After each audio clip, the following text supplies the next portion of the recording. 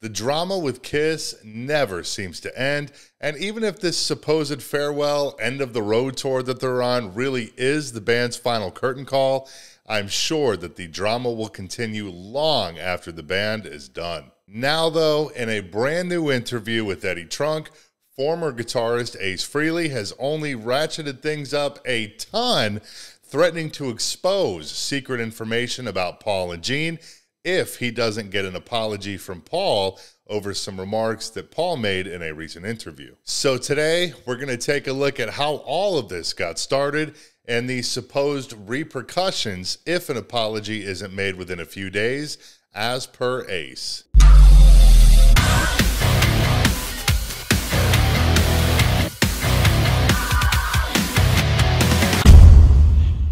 The current incarnation of Kiss recently made an appearance on the Howard Stern Show to announce their supposed final performances, and during the interview, Howard asked why Paul and Gene did not perform at their 2014 Rock Hall induction with Ace and Peter Criss, both of which were present, with Paul responding that the Rock Hall was, quote, demanding, quite honestly, that we play with the two original guys, Peter and Ace, and at this point, that would be demeaning to the band and also would give some people confusion. Because if you saw people on stage who looked like Kiss but sounded like that, maybe we should be called Piss. Goddamn, that was most certainly not the thing to say, as earlier this week, Ace appeared on Eddie Trunk's show demanding that Paul apologizes within a week, or he will reveal private information about Paul and Gene that will supposedly spell out the end of their careers. He began by speculating why Paul would say something like that, saying, quote, you know what it is? It's Paul's frustration and insecurity that he has to use backing tapes.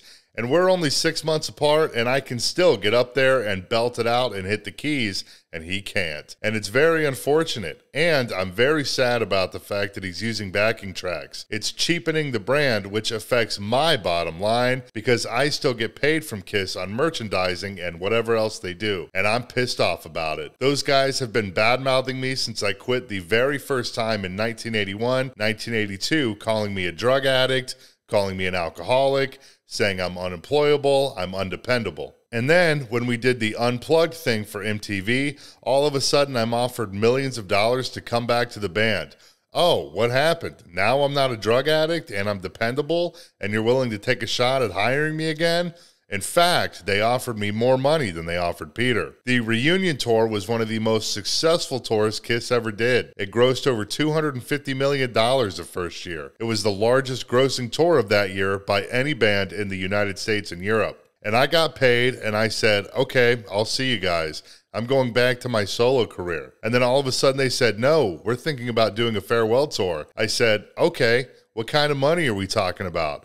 And it was acceptable, and I said, why not make a few more $1 million?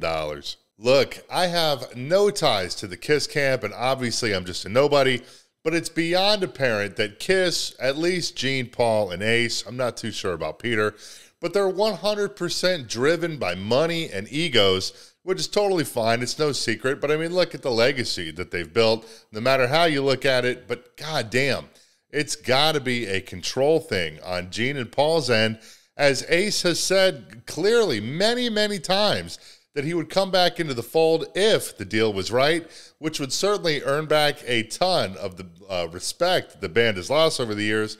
But again, it comes down to money that they don't want to pay. Regardless of who is in the band, as long as Paul and Gene are there, people will keep buying tickets. They'll continue to do massive box office business. And we all know the extent of greed that runs through certain people in that band's veins. Anyways, back to Ace's Eddie Trunk interview and his threat to Paul. He continued, let me tell you something. Nobody knows this, but when I was living in San Diego with my then girlfriend, I got a phone call from Paul, Doc McGee, who's the band's manager, and Gene. We did a conference call, and they were asking me to play with them on stage. They wanted me to play. They wanted to do it. And I said, I'm not getting up on stage with Tommy if he's wearing my makeup. You expect me to wear makeup? There will be 2 spacemen. Are you crazy? I'll do it if it's just us 4, the original founding members who created something very special. For the last 15 years, they've had other people playing what Peter did, and Tommy's copying every solo I wrote, and trying to copy my moves and trying to be cool on stage, but unsuccessfully, unfortunately. But with all the bombs and the smoke and mirrors, they're getting away with it. Personally, I don't give a shit as long as I'm getting paid by them. But as far as what he said on Howard Stern, I'm going to make a statement to Paul Stanley right now. And Paul, if you're not listening, I'm sure one of your associates in the KISS group are. And I'm telling you that I want my formal apology for what you said and a retraction and an apology within 7 days. And if I don't get that within 7 days, I'm coming back on Ed Trunk's show and I'm going to tell some dirt that nobody knows about Paul and Gene that I've always kept to myself, because I'm the kind of guy who doesn't talk about this. I like to talk about the positive stuff. You've read my book, you've read Paul's book, you've read Peter's book.